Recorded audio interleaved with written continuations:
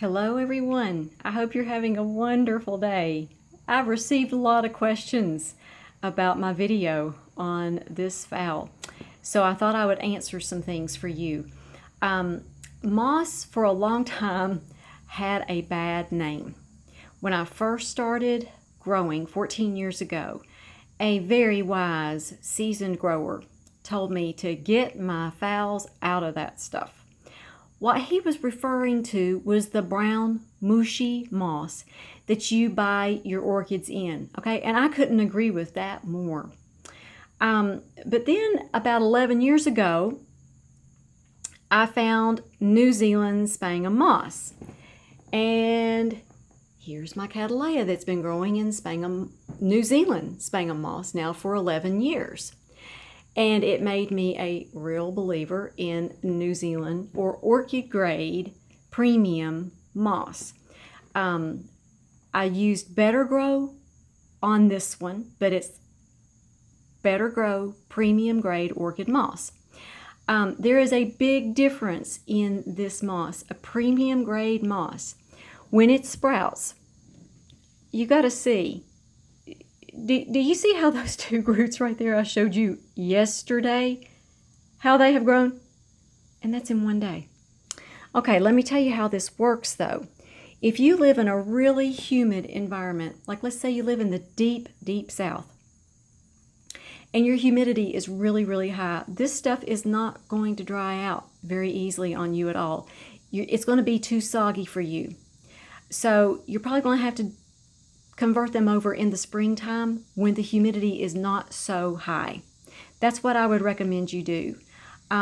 If you're going to convert over to the moss and you're going to put them inside your house, 70, 75 degrees, you're good to go.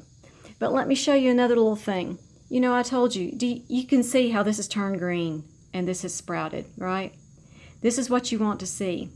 If you get a hold of some moss, even some really good moss, and it doesn't sprout on you because it's too old, what I'm telling you is, like, don't buy a brick of it that is like 2 years old.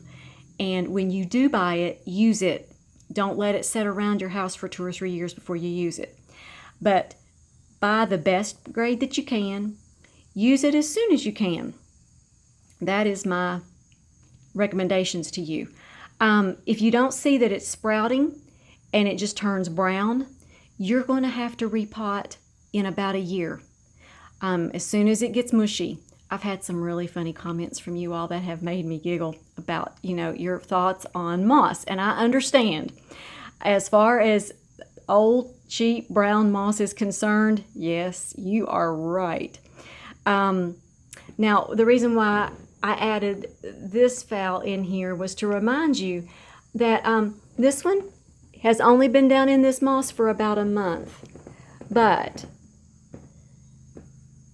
it has established really, really well, and it probably just hasn't had time to sprout yet, and I'm just telling it needs to sprout, okay?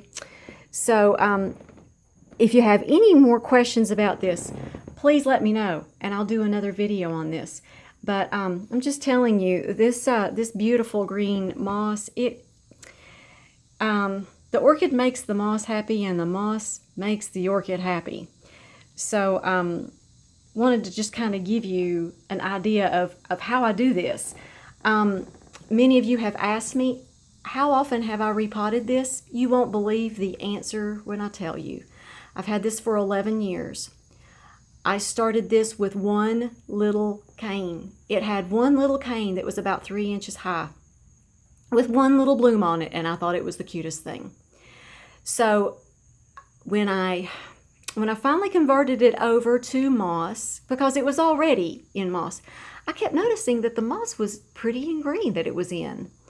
So I went and bought some New Zealand sphagnum moss, which was one of the best things I did. I put it in a larger container, not as large as this one, okay? About 3 years after I bought it, that moss sprouted and turned green.